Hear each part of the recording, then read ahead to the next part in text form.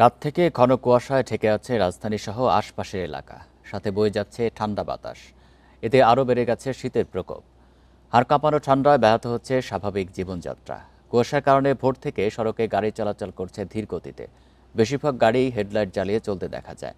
আবহাওয়া অধিদপ্তর জানায়, ঘন কুয়াশা বেলা বাড়ার সাথে সাথে মাঝারি ও হালকা হবে, তবে রাতে আবারও বাড়বে। আবহাওয়া থাকবে শুষ্ক। ঘন কুয়াশায় নৌ, বিমান ও সড়কে যান চলাচল ব্যাহত হতে পারে। শুক্রবার দেশের সর্বনিম্ন তাপমাত্রা রেকর্ড করা হয় যশোরে 8 ডিগ্রি সেলসিয়াস। ঘন কুয়াশা আর উত্তরে হিমশীতল বাতাসে বেড়েছে শীতের তীব্রতা। আর কাঁপানো ঠান্ডায় বিপর্যস্ত উত্তরাঞ্চলের জনজীবন। আবহাওয়া পরিস্থিতি নিয়ে জানাতে লালমনিরহাট থেকে আছেন সহকর্মী মাহফুজ রহমান। মাহফুজ, লালমনিরহাটে আজকের তাপমাত্রা কত? শীত জনজীবনে কতটা প্রভাব ফেলেছে, আর কুয়াশার কারণে ফসলের কোনো ক্ষতি হচ্ছে কিনা? দেখুন, লালমনিরহাটে কিন্তু শীত এবং ঘন কুয়াশা পাশাপাশি হিমেল হাওয়ায় কিন্তু জনজীবন বিপর্যস্ত হয়ে পড়েছে। গত কিছুদিন থেকেই কিন্তু সূর্যের দেখা মিলছে না।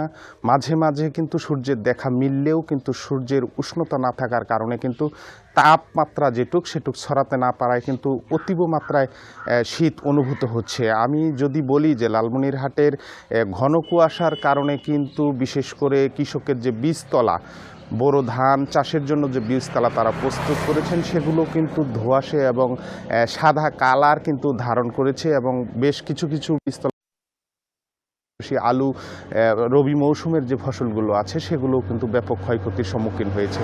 আর সাধারণ মানুষের যদি শীতের নিদারুণ কষ্টের কথা বলি, বিশেষ করে লালমনিরহাটের যে তিস্তা এবং ধরলা যে চর বেষ্টিত যে অঞ্চলগুলো আছে, সেই অঞ্চলগুলো যে গরিব নিম্ন শ্রেণী পেশার মানুষ যারা রয়েছেন তারা কিন্তু অতীব কষ্টে রয়েছেন। তারা কিন্তু সামান্য একটি শীতবস্ত্রের জন্য কিন্তু সরকারি দপ্তরগুলোতে ঘুরে বেড়াচ্ছেন এবং তারা চেষ্টা করছেন শীতবস্ত্র সংগ্রহ করার জন্য। পাশাপাশি যে ফুটপাতের মার্কেটগুলো আছে সেগুলোতেও কিন্তু শীতবস্ত্র বিক্রির কিন্তু ধুম পড়ে গেছে। সেখানে বিক্রেতারা কিন্তু বেশ ব্যস্ততায় দিনাতিপাত করছেন।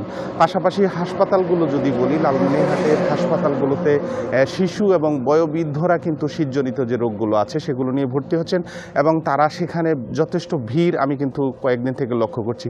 পাশাপাশি যদি আপনি রাস্তার কথা বলি, ঘন কুয়াশার কারণে কিন্তু যানবাহনগুলো কিন্তু ঠিকভাবে চলাফেরা করতে পারছে না। তারা দিনের বেলায় কিন্তু হেডলাইট জ্বালিয়ে চলাফেরা করছে এবং বিভিন্ন সময় কিন্তু ছোট বড় দুর্ঘটনার শিকার হচ্ছে।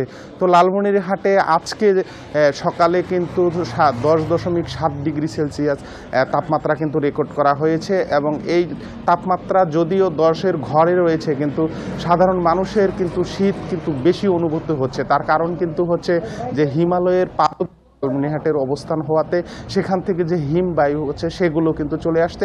তো সব মিলে লালমনিরহাটের কিন্তু শীতের অবস্থা জুবুথুবু এবং সাধারণ মানুষ সহ সকলে কিন্তু বেশ কষ্টে দিন। লালমনিরহাট থেকে জানাচ্ছেন সহকর্মী মাহফুজ রহমান।